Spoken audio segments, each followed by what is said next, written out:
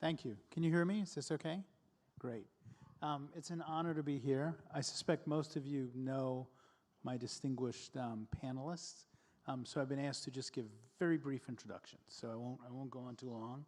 Our guests are Michelle Bachelet, the UN High Commissioner for Human Rights.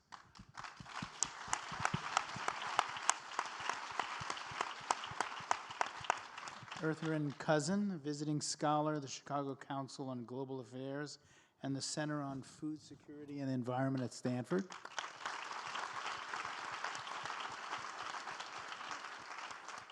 Alexandra Soto, Group Executive, Human and Capital and Workplace Innovation at Lazard.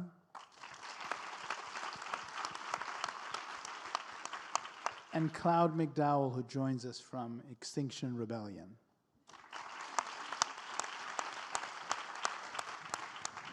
So I have a bunch of large questions that I am dying to ask all of them as a group, but I thought to make sure that everybody gets some time and you get to hear from them a little bit, I would ask one at a time, ask each of them just a couple of questions. And as I told them in the green room, they can answer my questions, I hope, but they can also veer off and use it to talk a little bit about their work. So I'll start with Ms. Bachelet. So you work in a world where support wavers from country to country. America is yanking itself out of the climate accords. Some leaders are actually skeptical of climate change. So talk about how, as a diplomat and a leader, you navigate that world. Just talk a little bit about that.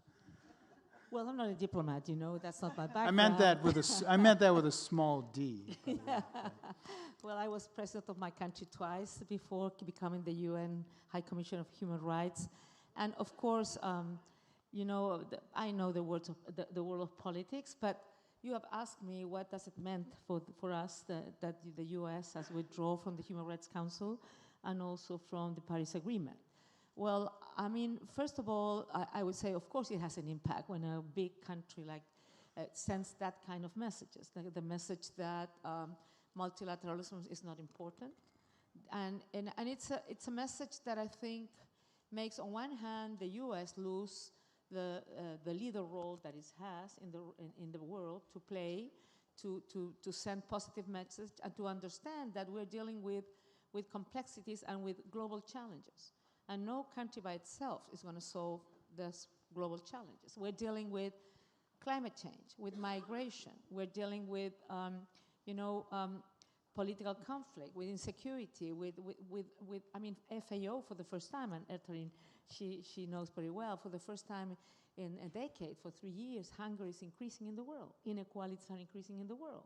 And all of these situations are interconnected. So it's not possible somebody say, I'm going to solve my problem by myself in my country, because it's all interconnected. So I would say, of course, it is not good. I hope that someday the US will come back to these multilateral institutions and will play the role we need them to play, because we all need to work together, because this kind of challenges that we had in front of us are really difficult challenges, really important challenges. I have said in my statement that climate change is probably the biggest threat for human rights, because it will change dramatically our life. It is already changing dramatically the life of many people in the world. I mean, many people who live in coastal areas, they have to be internally displaced or they migrate to other countries. People, for example, in Central America, they're not only the caravans migrating to the US because of the poverty and security. Yes, it is because of that, but also because there is a virus in the coffee production linked to climate change that is making them being unemployed. So they have to look for other places. So if we don't deal with the root causes of the things, we're not going to solve the problems. So we need, and nobody can deal with the root causes by itself. So that's why I would say my call would be, we hope that the US, because you asked very directly, you didn't say countries of the world. I'll get there. That I hope they will come back, or they realize that we need them as we need everyone. We need every country of the world, and we need not only governments, we need civil society, and we need women, of course, because women's voices are very important, so we can really make a difference. You asked me about the elections as well? Yeah, go ahead. No, I guess the way I framed it is, in terms of the elections, Do you think that we're seeing a permanent, I'll make it two questions. You see a permanent withdrawal of the U.S. from the larger world? And also, it's not just the U.S.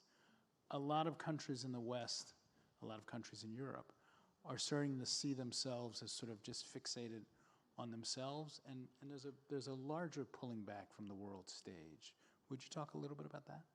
Well, what we see is a pushback on human rights and a pushback on women's rights.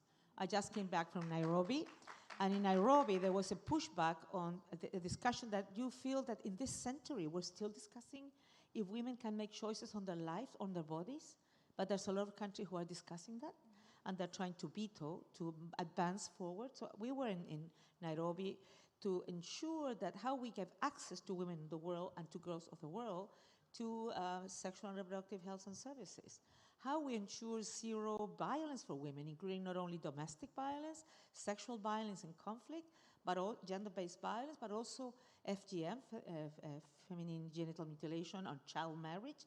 So there's a lot of things that we really need to continue, if I would say, pushing back the pushback, but not only to get in the same place we started, but to move forward. So I think today's world is very challenging for women, because there's a lot of countries who are in all these situations trying to erode multilateralism in a moment where we need strength. We need strong voices, strong countries, everyone pushing together in the right direction. And you see this trend to erode multilateralism. But it's so wrong, because our challenges are common challenges. And if we don't do it now, if we don't act now, we may be very late. And we may have to really regret not having had the courage, the political will of leaders of the world to do what they have to do. So from my point of view, having been a political leader in the past and now a human rights commissioner, we will continue raising our voice, standing up for the rights of the people, and insisting that we need to get together. And women, we need to stick together, because women's voices are important, and we are inclusive, we can find solutions, we are creative, and we can. Thank you.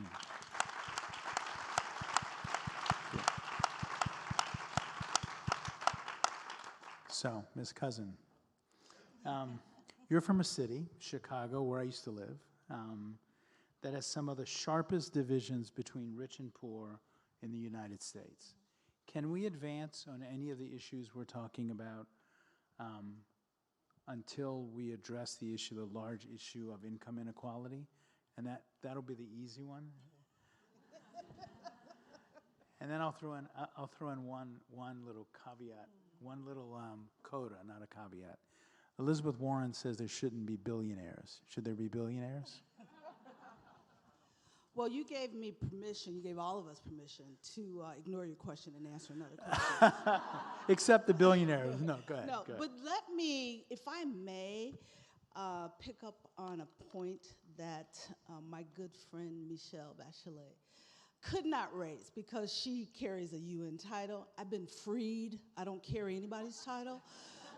And so I can say, when I was a U.S. ambassador, on my very first day in a plenary session, the ambassador from Venezuela came up and hugged me. And she said, "It is so good to have the United States leading again on issues of importance, because when the United States leads, it makes a significant difference." And to your question, I will say this, we'll be back. We will be back. Okay? Now, I'll answer your question. Okay.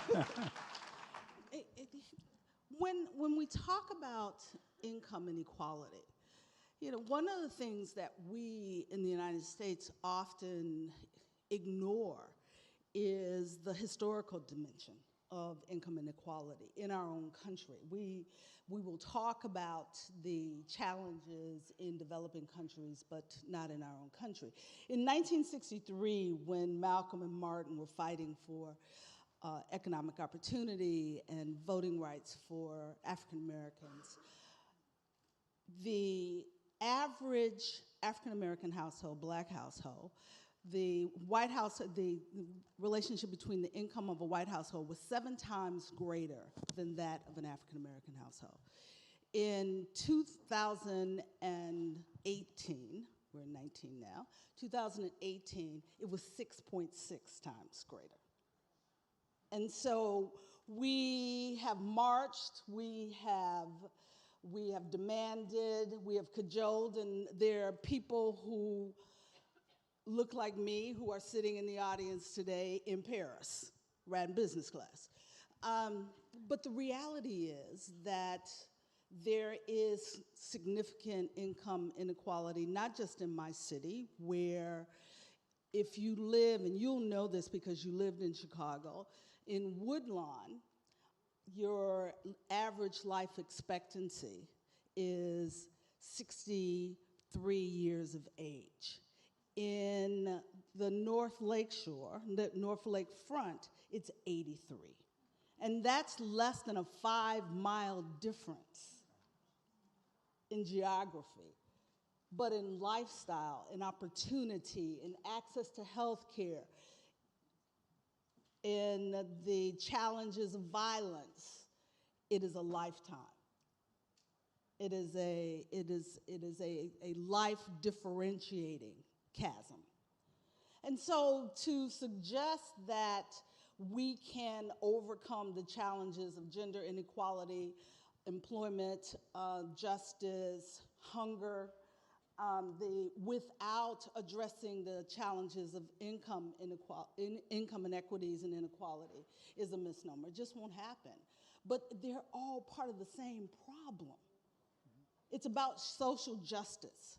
It's about access to equitable opportunity, regardless of race or gender. And when we can acknowledge that those are the basic structural changes that we are required to make in order to ensure that opportunities are achievable, then we can begin to make differences. And so to the question of should there be billionaires, there's nothing wrong with billionaires, okay? But the challenge is billionaires close space. Because what it creates is a lack of access to opportunity when 1% of the population controls 99 or 90% of the income. And so if we acknowledge the need for and we embrace the opportunities that economic opportunity, equitable access to opportunity, equitable access to education, equitable access to social justice. If all of those things are real, that means that there's space that must be given by that 1% and that means them investing in tax dollars to support the delivery of services, the delivery of those opportunities that will provide for more billionaires. Why not? So is America, I mean, if you could boil down the largest theme of the American presidential election, I think it would go like this. Two of the front runners, Elizabeth Warren and Bernie Sanders, are saying America needs to have that conversation now. What they're saying is, they actually would say there shouldn't be billionaires, but what they're also saying is that we can't confront any of these issues until we fundamentally remake the American economy with significantly higher taxes on the wealthy, free college, et cetera, et cetera. The other half of the Democratic Party thinks that's too radical. Is America really ready to have that conversation? I wish it was. But do you think it is? We're not. Why not? When we have a president sitting in the White House that is speaking the direct opposite of opportunity and access and social justice, we need to win. And winning means having the ability to develop a coalition across economics, across race, across gender, that will begin to move us in a direction to support that economic parity that you just defined. If we create more of a divide that allows for those who feel like they will lose to splinter off and we re-elect, the president sitting in the White House today, we all lose. And so I would rather win the election based upon providing a set of collective issues and collective agreement for the actions that are necessary to support moving the base to the polls, and then get in office and make the policies, the regulations, and the strides that are necessary to put us back on the international stage, to begin to have the dialogue at the national as well as local level around issues like climate change and economic opportunity that we don't have the space for today. And so I am a pragmatist. And as I look at my runway at sitting here at 62, the possibility of another 150 judges being selected by this administration, 4 more years of climate denial, impact on the media, that is so detrimental to the overarching community, and particularly those who suffer the most because of lack of access, lack of voice, that seeking the revolution and losing the battle is not a price I'm willing to pay.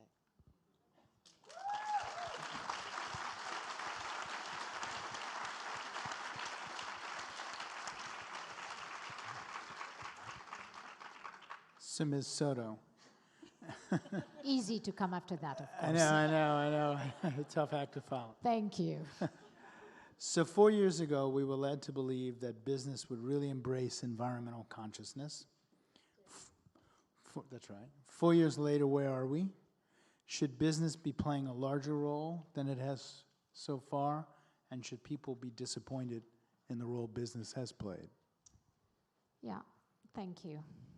Indeed, I think I'm going to try to share with all of you a bit of a different lens, the one of the world of finance, which I will represent today, or the economy. I think everything we are going to say needs to work for everybody. It needs to work for the consideration you've gone through, and it needs to work for the economic world.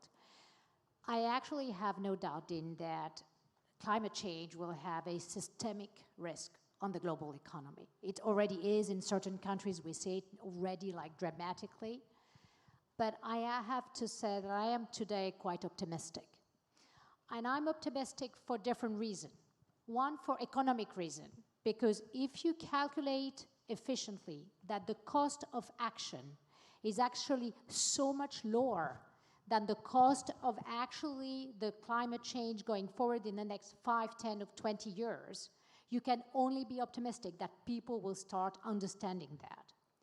I'm optimistic because business leaders today that we have as clients in the finance world, this is top of their agenda. But it's top of their agenda not because this is the nice thing to do or because they want, it's just because it's a business necessity for them. Business necessity because otherwise they won't be able to have shareholders, they won't be able to be financed, their employees will not want to come and work for them. So I have no doubt that business leaders have that on their top of their agenda. Shareholders, it's been a while already. They were ahead of the game with all the ESG investing. And then lastly, the fourth reason why I'm an optimist, it's because I think there is a real generation change in the companies.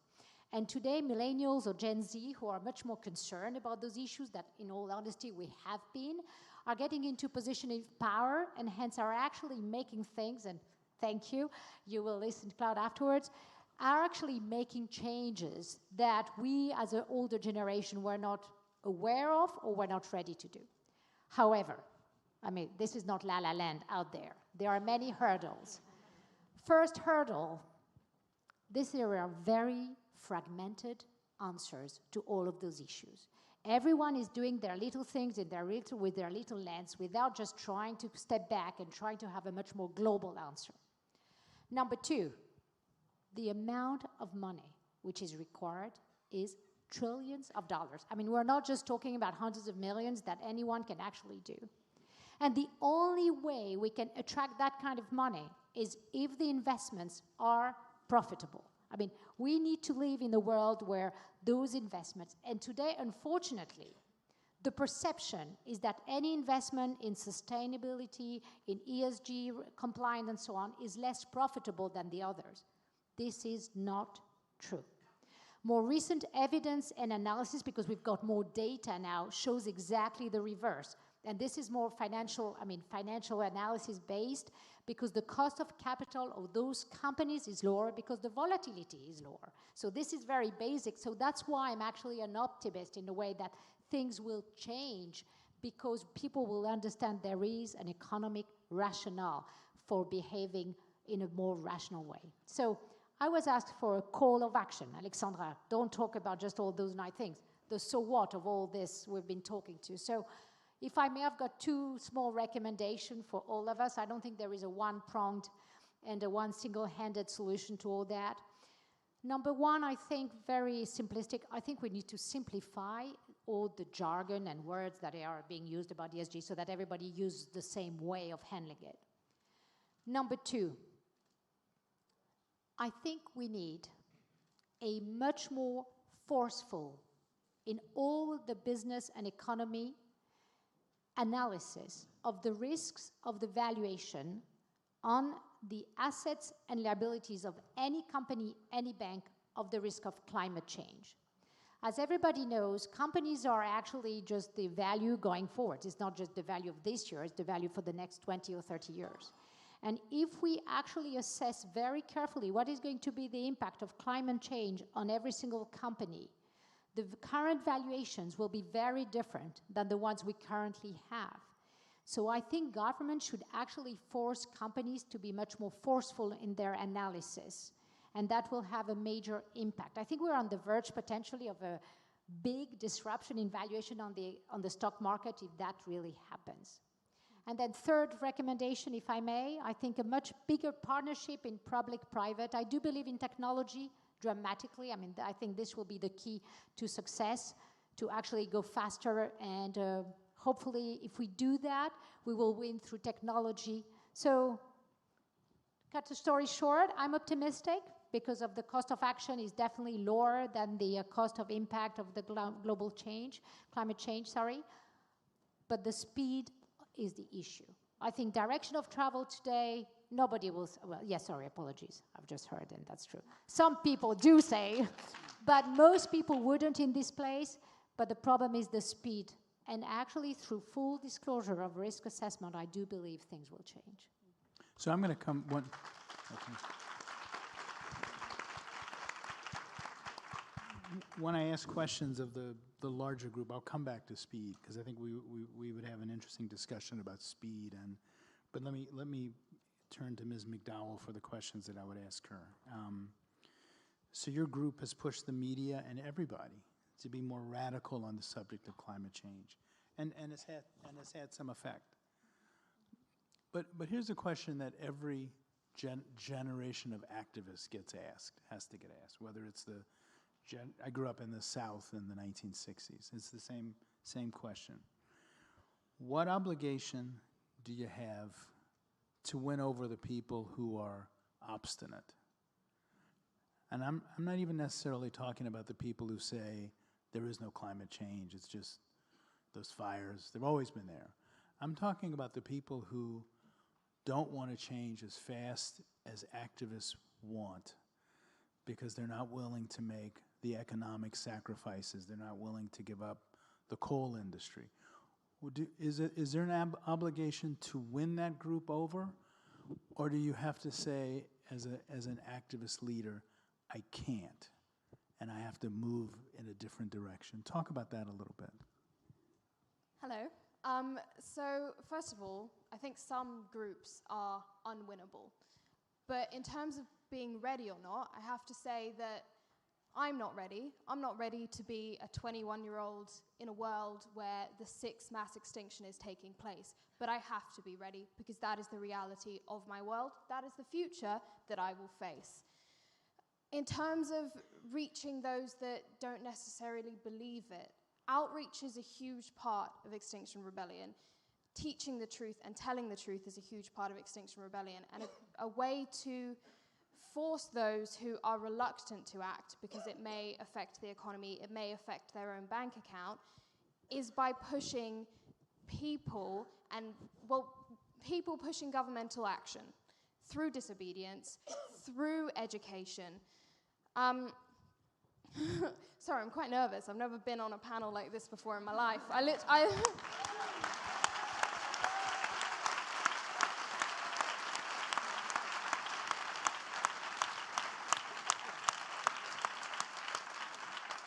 Thank you. Yeah, it's also not a normal thing to be on a panel for, I have to say, the climate crisis and all. But studies have shown that you only need about 3% of the population to engage in mass civil disobedience to force change to happen. That is Extinction Rebellion's plan, essentially. It's also a momentum-driven, self-organizing movement. So what's fantastic about that is you don't have to rely on time or place to be involved. It's using social media, it's utilizing ways of training people, training the young and retraining those that have lived in this system far longer than I have and are more entrenched in it, in ways to engage in this fight through nonviolent direct action, through mass civil disobedience, ways to do it peacefully, and ways to do it that promote equality. Because this crisis is rooted in inequality, and we will not solve it if we remain in a state of inequality. That's a fact.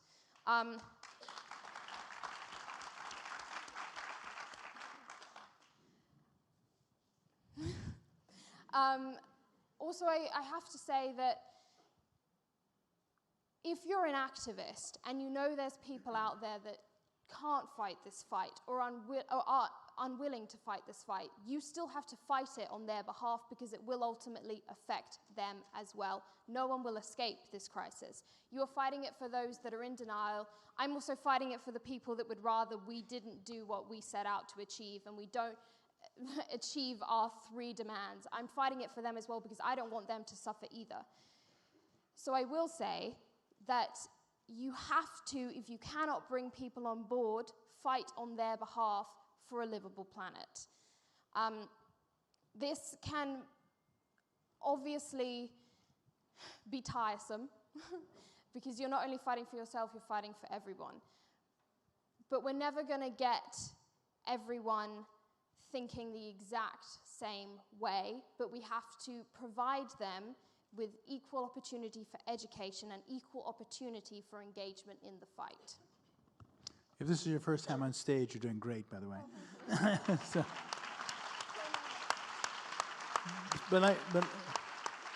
but let me ask you another question, because it's a question again that every generation of activists has to confront, which is how much compromise? How do you compromise? Do you compromise? What are the areas you compromise on? I mean, this is whether it's the generation of activists in the South. You know, how do you discuss or think about compromise when you think about what I don't think anybody who's read the science or is thoughtful would deny is a crisis with a ticking clock? How do you think about compromise when you sit down with? And I'm not talking about sitting down with the person on the farthest, I guess, right or left, the person who doesn't want to have the discussion. I'm talking about the person who says, look, I'm sorry, the industry that has to change dramatically or go away has 10,000, 20,000, 100,000 employees with families, and if we do what you say and turn it off tomorrow, those people will lose their jobs. Is there room for compromise? Yeah, absolutely. First of all, obviously, I don't think we're going to turn everything off instantly. But the point of having a goal that's in the near future rather than 2050, by which time it's predicted that somewhere between 25 million and 1.5 billion people will be on the move, will be displaced because of the climate crisis. So by that point, it's essentially too late. Society cannot cope with that. Society very likely will have collapsed. So in terms of choosing a goal that's much nearer, it's effective because, okay, you might not reach 2025, but if you aim for 2025, maybe you'll get there by 2030, maybe you'll get there by 2035, which is better than 2050 or 2060. And if you shoot for 2050, who knows when it's actually going to happen. So in terms of compromise for that, I'll say that I am willing to work with anyone and everyone to build a future for all. And I won't stop at hurdles of, oh, well, it will be bad for the economy. Well, a dead planet will be bad for the economy. And I think we're all on the same page about that. I don't think any of us want to face the extinction of our civilization. So I think there's every possibility for us to work together, but compromise has to work in favor of equality, in favor of us surviving this crisis. And also, I think in terms of compromise, the side that says, oh, well, okay, it's going to be really, really hard for us, so can you just let us do it by 2050? I don't believe that there isn't an equitable way to transition out of this economy, this fossil fuel dependent capitalist economy, and into an economy that models itself more on the restorative practices of nature, that with the death of something, it gives life to something else, whereas this economy is based on exponential growth that then leaves people drowning at the bottom. I don't believe that we aren't capable of transitioning the people that are currently dependent on this economy, and I don't mean the billionaires that profit most from it, I mean the people whose lives depend on it, whether or not their family eat depend on it. I don't believe that there isn't a way to transition these people out of their jobs in coal, oil, the fossil fuel industry, and into an industry that uses renewable energy. I genuinely believe that is a possibility if we do it, because we must do it.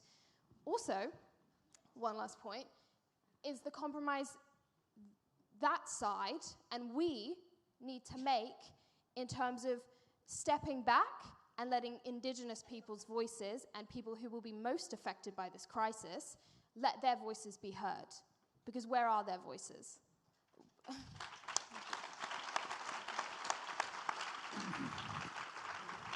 7. Oh, good. Can I throw, Michelle has to leave soon, so I have one question I want all of you to touch on, but I'll give it to you first since you've already, so from each of your careers, give me an example of the fact that it was different because there was a woman in a leadership position rather than a man. An instance where it truly made a difference in outlook because a woman was in a position of leadership. I didn't mean to give you a hard one on the way out, but. Well, that's not an easy answer because I have met women who don't have any gender perspective, and I met men that do have, that are very feminist, if I may say. So it's not about women and men as in abstract, because you can have women, I've met lots of women in Davos that would tell me, I'm successful because I'm good, not because I'm a woman. And my answer was, yes, because I am a woman president, I will give opportunities to all women because I don't want any good women not having the opportunities that women deserve. So that's the real thing. It's not about women being better than men, but we can be different. We can be different because I think, in my experience, we have seen women are much more inclusive. We are much more, we're good listeners, not everyone. I've met some that are not very good ones. They love to talk and never listen. But so we tend to find ways of dealing with things that is sort of a win-win solution. We try to, not always possible. And I'm not going to build on what Chloe was mentioning. Because as President of the Republic, I had to make choices, definitions, in terms of how we support and go through to tackle climate change. And that meant, of course, that you have to, for example, we developed huge amounts of marine protected areas. So that meant that environment and fisheries will come into discussion. But then what you do is, okay, this will mean something, some sacrifice for somebody, but we can find ways. We can find to reconvert those people. We can find ways, we graduate how long it will take until we get there. Or when we decided that for the health of the people, it was important that products will have a clear in every package how much salt, how much, I mean, if it was high in salt, high in fat, high in what was the other thing? Was salt, fat, and sugar. Yes, sugar. And we put it there. And it was a huge discussion for many years with the industry. But at the end, they came to the understanding that that was important. We gave them some time to organize themselves and reconvert the products. And afterwards, and I had one very interesting experience with Coca-Cola, because we put in our tax reform that we follow WHO recommendations to tax, on sugar component. And at the beginning, they said, why are you doing this? We can do something different. But 1 year after, they came to see me and said, you know what? We thought it was a huge threat. But I have to tell you, with Coca-Cola Zero and with Coca-Cola Light, we're doing great. So it's been great business. So you can work with the business sector or with the economic sector to find ways to do the right thing, but also to sort of or either compensate or find the ways that you can do it and have good results. Maybe men will do that as well, but women, we try to always find ways of getting into the outcome that we want, but not in any way, not walking over somebody, destroying somebody on the way. We try to build a partnership. We try to be inclusive. It's not all women, and it's not that only women, but women can make a difference. But the thing that is really typical of women is to include gender perspective in your policies and to mainstream gender, because in some governments, they believe the Ministry of Women is the one in charge. That's not it. Describe what mainstreaming gender looks like, just to be specific when you well, it when you means say that, for example, even in public works, you can think on a project that will build a bridge.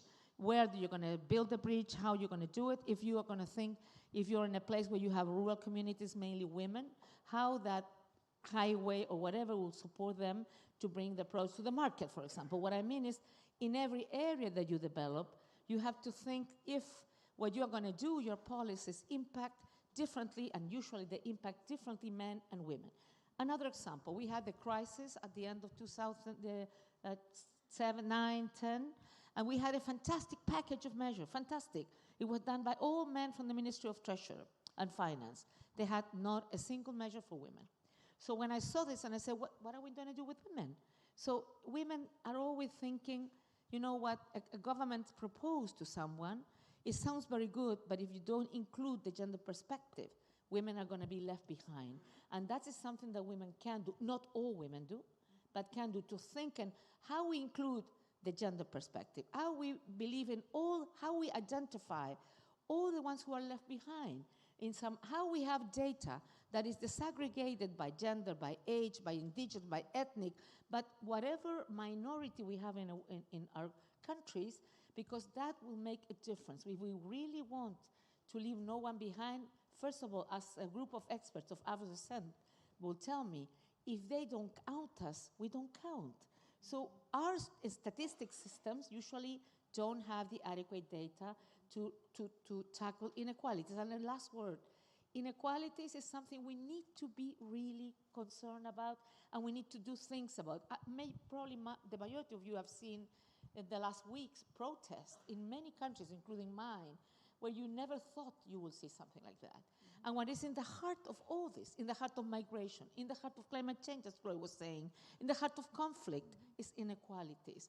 So either we do address inequalities, and inequalities are socioeconomic, ethnic, religious, cultural inequalities, geographical inequalities, so many inequalities.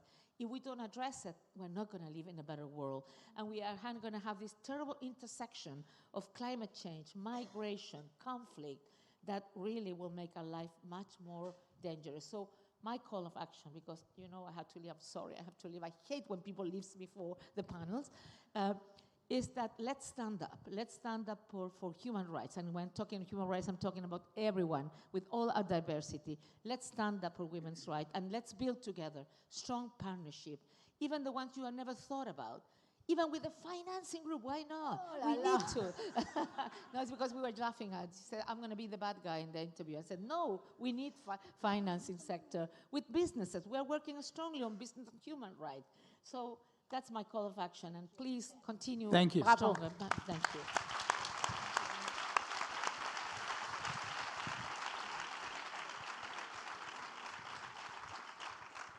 So before I ask everybody to do their own call of action, just a couple, the question, so I run a large newsroom, and I've had many instances in which the women around me, either reporters or other editors, have come to me and said, you got that one wrong because you didn't ask me about it. You didn't talk to me about it. So I'll go back to the question I asked her. A specific instance in which you think a decision or just something was different because a woman was in a position of leadership. For any of you. Let me just say, I've had the opportunity to serve as the executive director of the World Food Program, and sitting in rooms where you're representing the most vulnerable people in the world, and recognizing that when you go out to the field and you speak to women in the field and they say, don't leave here and forget about us, and having the capacity as the woman in the room to give voice to those women made a difference to not just the men in the room, but to everyone in the room on the conversation and so having we often talk about the need for collective action and bringing finance and business and government and academia as well as civil society to the table to resolve problems. But even then, too often those tables all look alike. And if we don't have diversity of thought and diversity of gender, diversity of ethnicity, diversity of income at the table, we will make the wrong choices and get to the wrong answers. Because then we're looking through a lens that is absent of all of those who are necessary to drive the change that will provide us with the opportunity to find the answers to these really difficult structural challenges that we're facing. So add a little bit of call to action to that. What do you want specifically to walk away, have people walk away and do?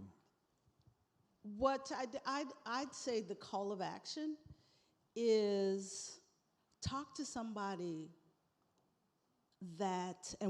be willing to work with those who are not like you, who don't share your values, your gender frame, your ethnic frame, or even your income frame.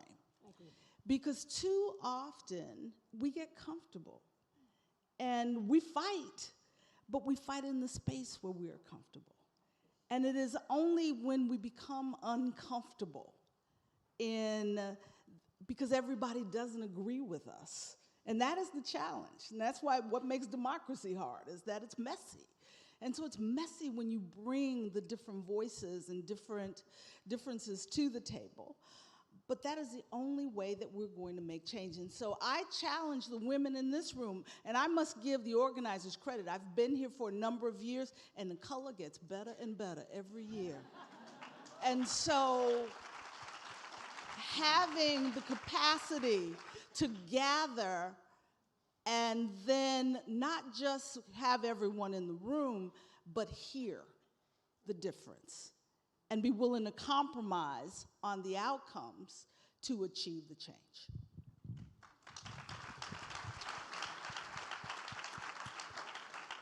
So then if you want me to answer, so I work in a male-dominated environment. Finance is well known for that, has tried for a long time.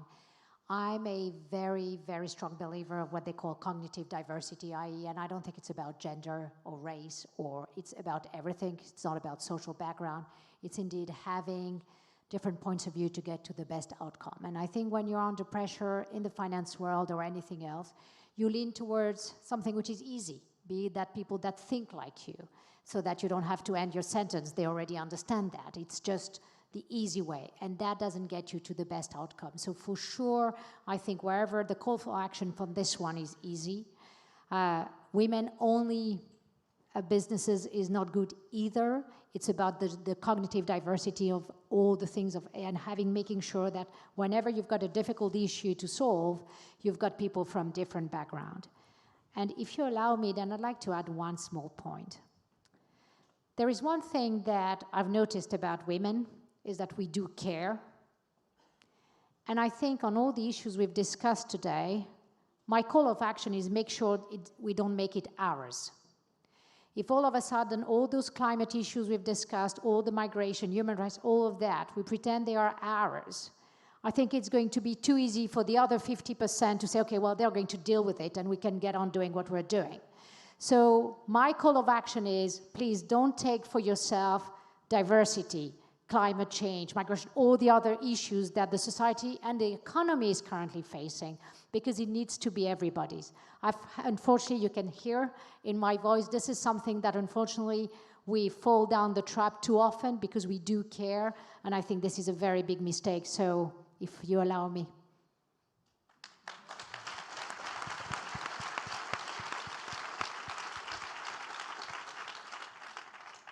Well, I think diversity can only ever be good. There should never be decisions being made on behalf of a woman that affects her quality of life, her autonomy, the decisions she's able to make about her body, if those decisions are not being made by women. We're experiencing now regressing back to a time where women had so little say in their own lives. We're seeing it in politics where people are writing bills on abortion, but everyone that was involved was a man, or someone who just didn't have a uterus at any point in their lives.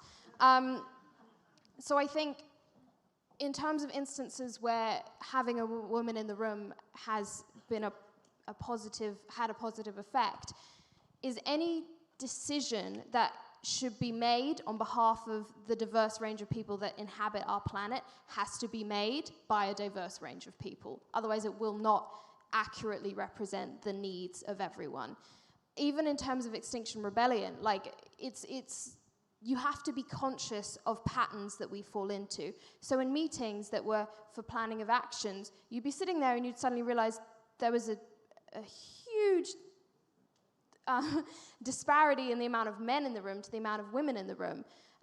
And that was something that people had to address and had to change. And since doing so, and we notice as we do so, our actions become more effective. Our actions work for more people and represent a diverse range of what people in Extinction Rebellion want. Because I think also Extinction Rebellion gets this reputation somehow of being a cult, or like that it has to be your life. If you're in it, then you can't eat, sleep, do anything else.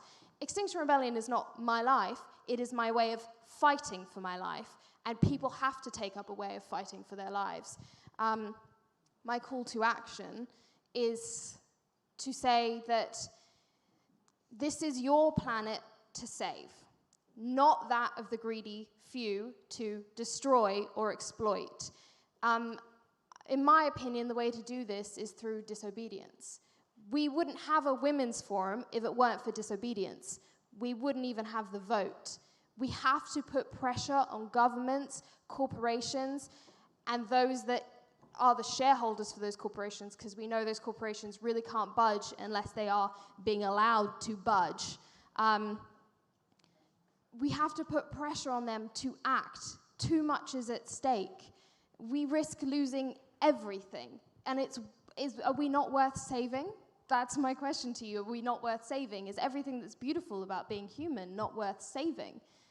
If we go extinct, if our civilization dies out, which it is likely to do if we remain on the current trajectory that we are on, we stand to lose every unique culture that ever existed, every language ever spoken, every instance of love ever felt between individuals. It will be as though it never existed, gone.